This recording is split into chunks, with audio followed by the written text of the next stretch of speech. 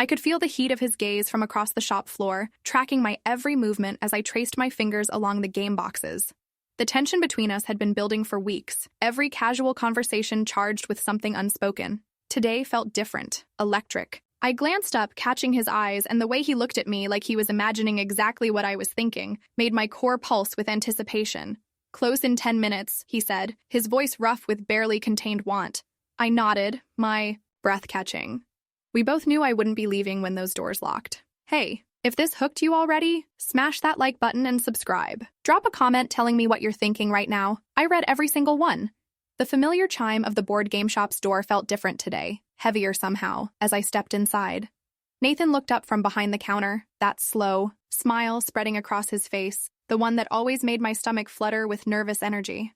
3 months of weekly visits, 3 months of lingering conversations about strategy games that somehow always felt like we were talking about something else entirely. "Ruby," he said, my name rolling off his tongue like he'd been waiting to say it all day.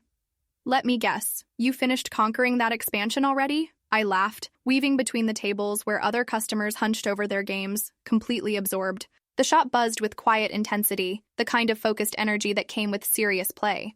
But my focus was entirely on him. "Maybe I'm here for something new," I said, letting my fingers trail along the edge of his counter. "Something more challenging." His eyes darkened just for a moment before he cleared his throat. "Well, I might have some ideas." He stepped out from behind the counter, close enough that I could smell his cologne, something warm and woodsy that made me want to lean in. "Follow me." We walked toward the back of the shop, past shelves lined with colorful boxes and displays of miniature figures. His hand brushed against mine as he reached for a game, the contact sending electricity up my arm. "This one just came in," he said, his voice lower now, "meant just for me. Complex strategy. Requires intimate knowledge of your opponent's moves." Heat crawled up my neck. The way he said intimate made my breath hitch. "Sounds intense," I managed. "It is." He stepped closer, the game box forgotten in his hands. "The kind of thing that keeps you up all night completely focused until you finally..." He paused, his gaze dropping to my lips. "Win."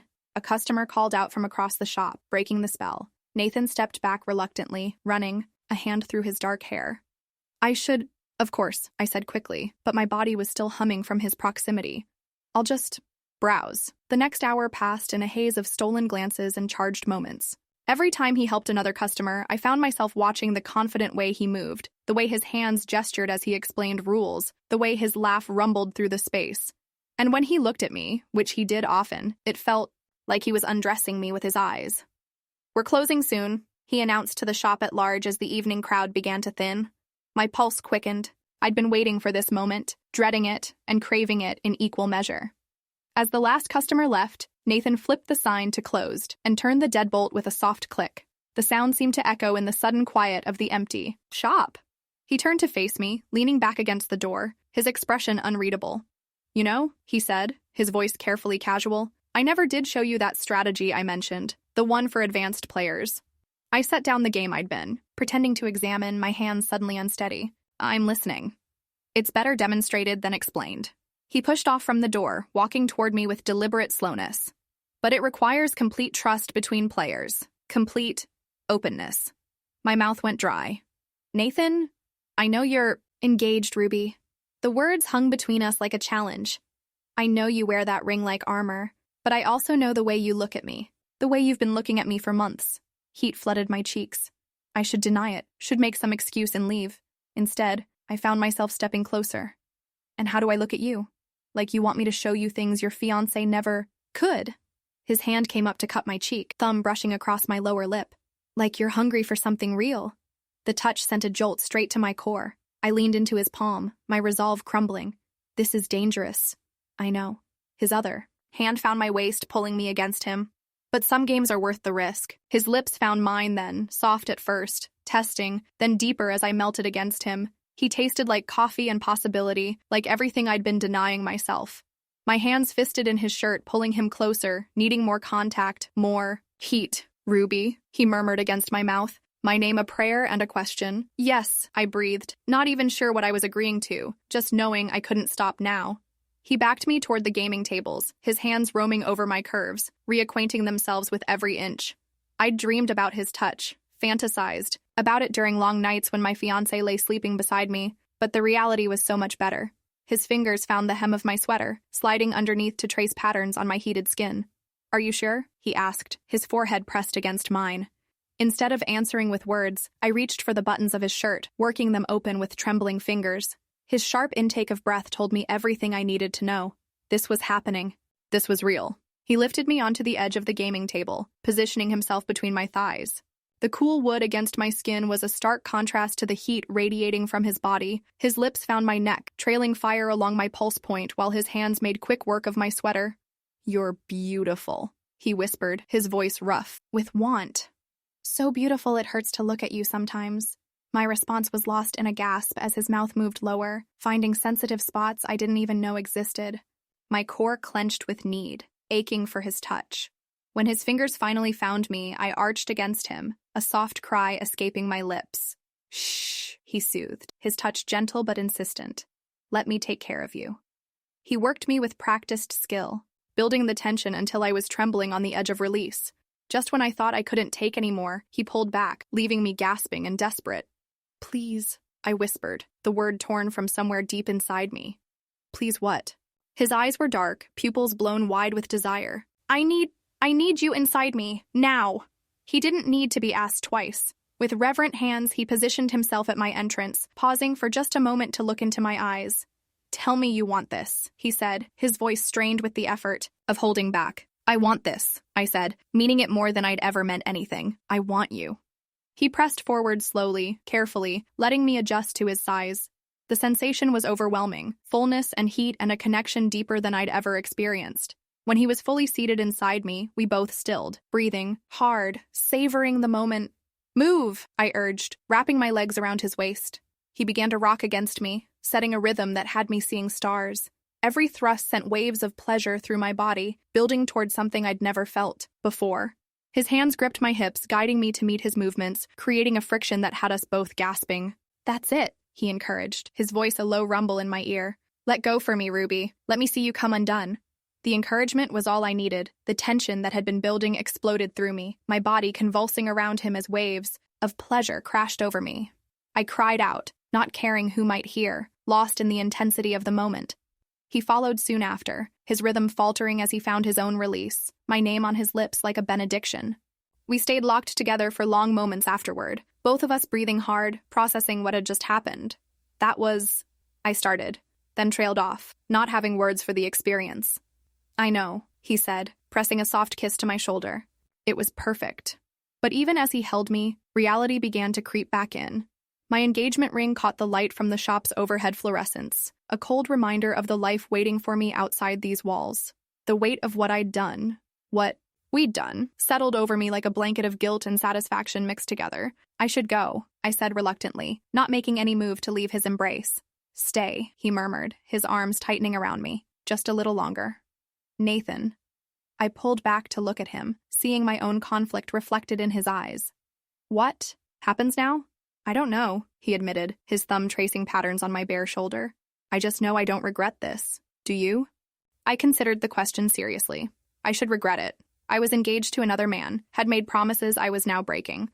But looking into Nathan's eyes, feeling the afterglow of the best physical connection I'd ever experienced, I found I couldn't summon even a trace of regret.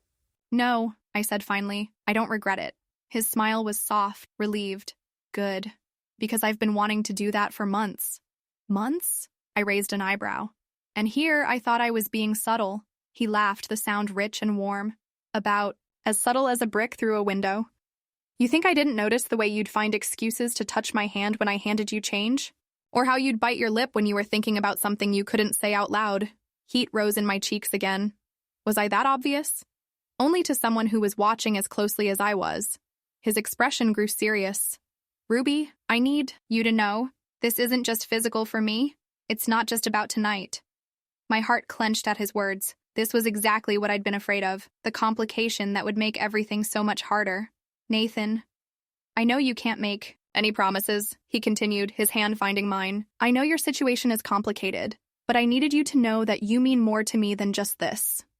The sincerity in his voice made my chest tight with emotion. I leaned forward, pressing my lips to his in a kiss that was tender rather than passionate, trying to convey everything I couldn't say out loud.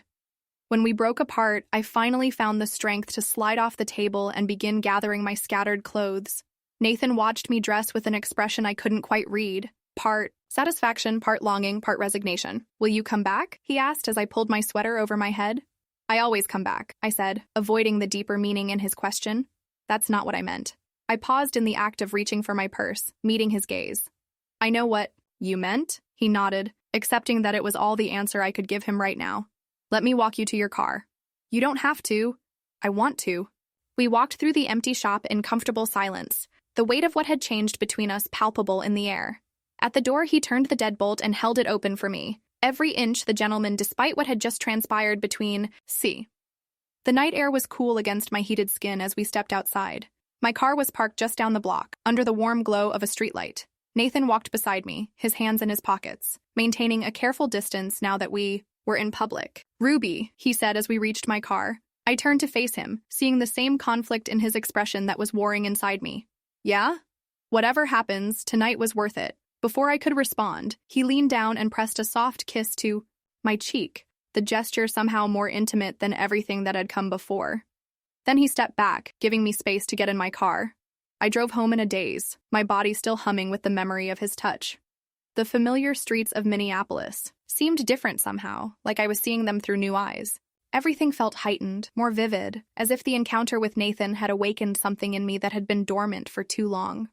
My apartment was dark when I arrived, my fiancé already asleep in our bed. I slipped into the bathroom to shower, needing to wash away the evidence of what I'd done, even as part of me wanted to preserve every trace of Nathan's touch.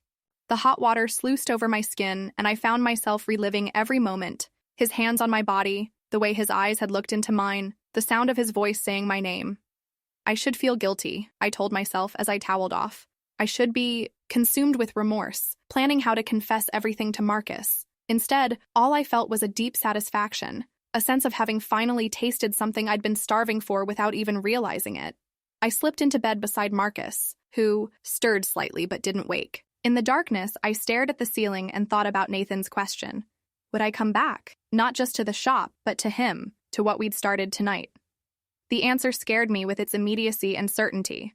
Yes, I would go back, not just for another game, but for him, for the way he made me feel alive in a way I'd forgotten was possible.